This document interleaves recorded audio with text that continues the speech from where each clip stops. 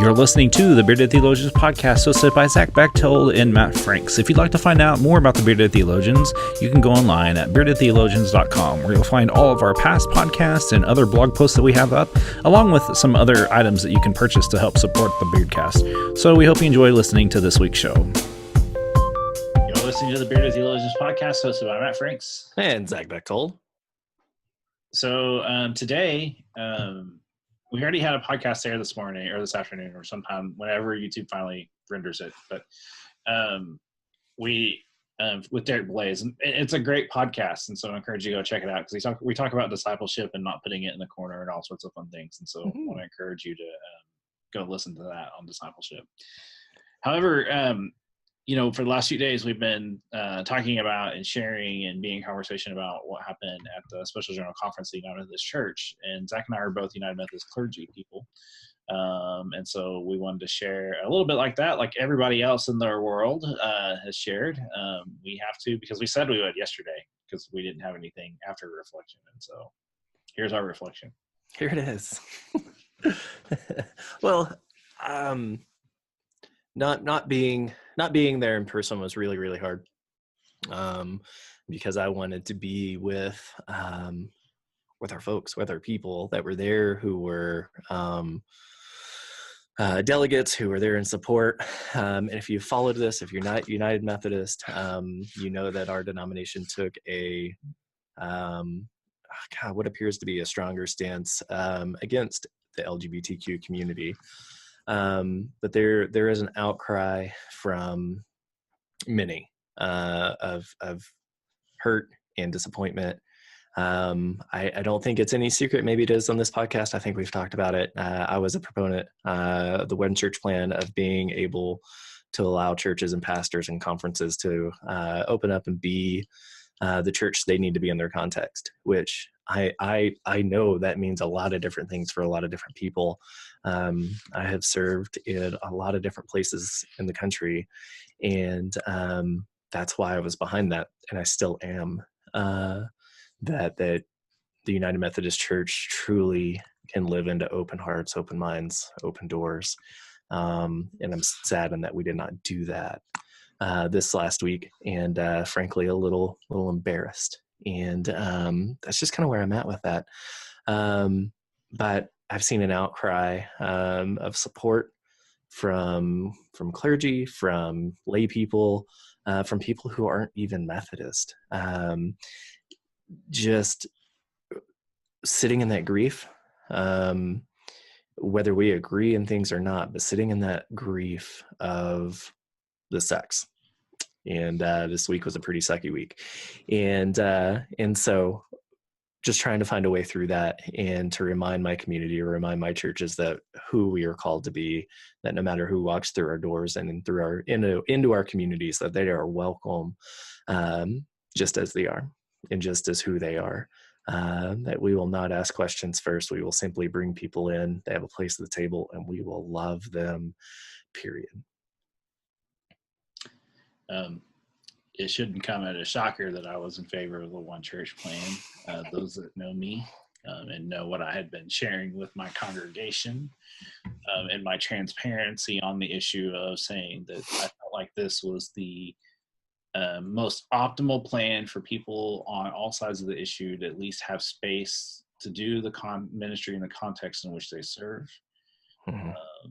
However, the actions of the body speak more harm, and we break the first rule of the Wesley's general rules of doing good, doing no harm, and staying in love with God. And I'm broken. Mm-hmm. I haven't hurt this bad since going to Global Young People's Convocation. Oh, yeah. And that's how it feels. Mm-hmm. And the hard part is that like this is the governing body, but the local church is the most significant arena for discipleship making to occur.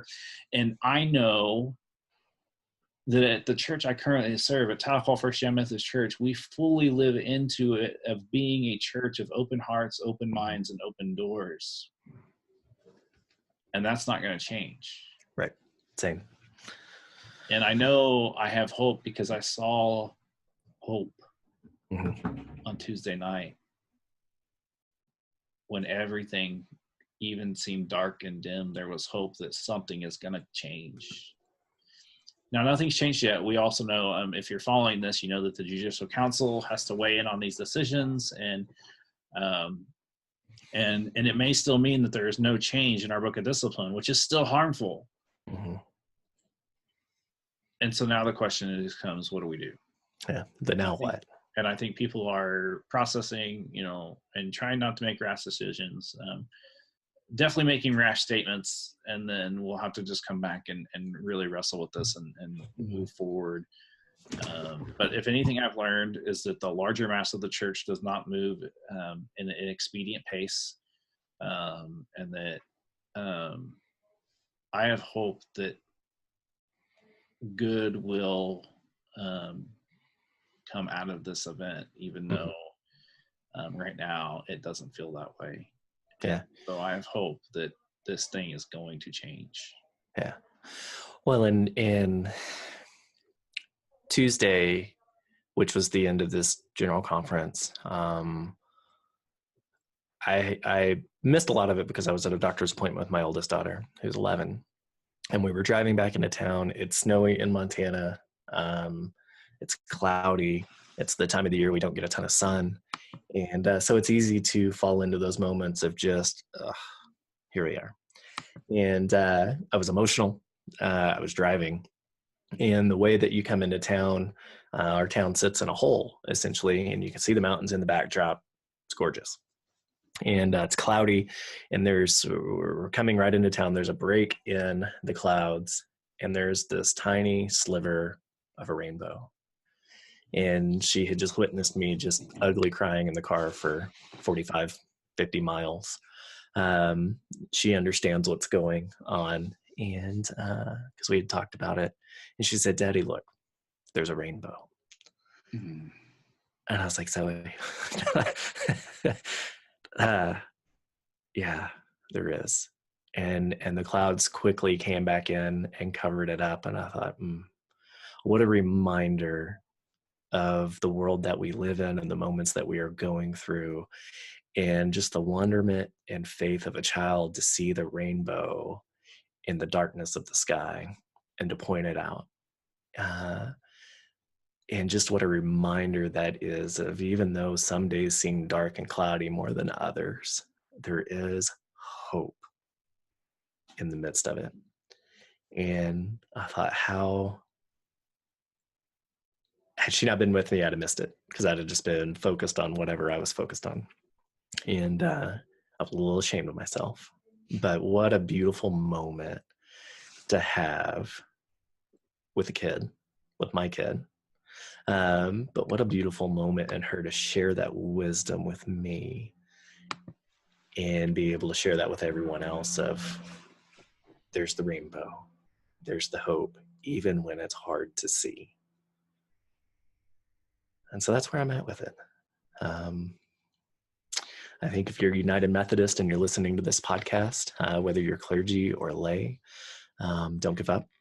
Be where you are, be where you need to be, continue to love people. If you are not United Methodist and you're listening to this podcast, hang in there with us.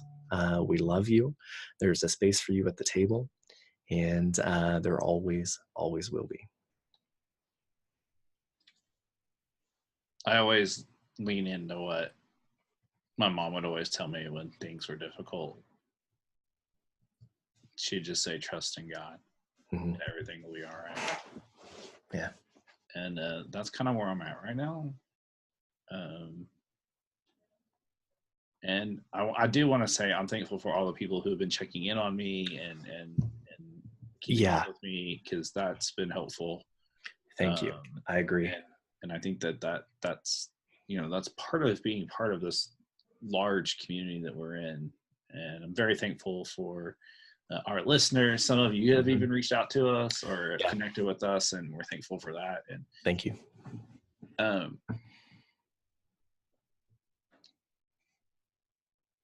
This is only the surface, and it's going to get rough. But I do believe that in the end, everything will be all right. Yes. And so thank you for your support, those that are listening. We want to encourage you to check out all of our stuff. We've got a lot of stuff up in the future. I mean, yeah, it's still draining. And so for the Bearded Theologians, I'm Matt Franks. I'm Zach Bechtold. Thanks for checking us out. We hope you've enjoyed the conversations that we've had today on the Bearded Theologians Beardcast, and we'd encourage you to continue those conversations online at beardedtheologians.com or on our Facebook page. We also hope that you pick up a couple of coffee mugs to satisfy your coffee mug collection. Have a good day.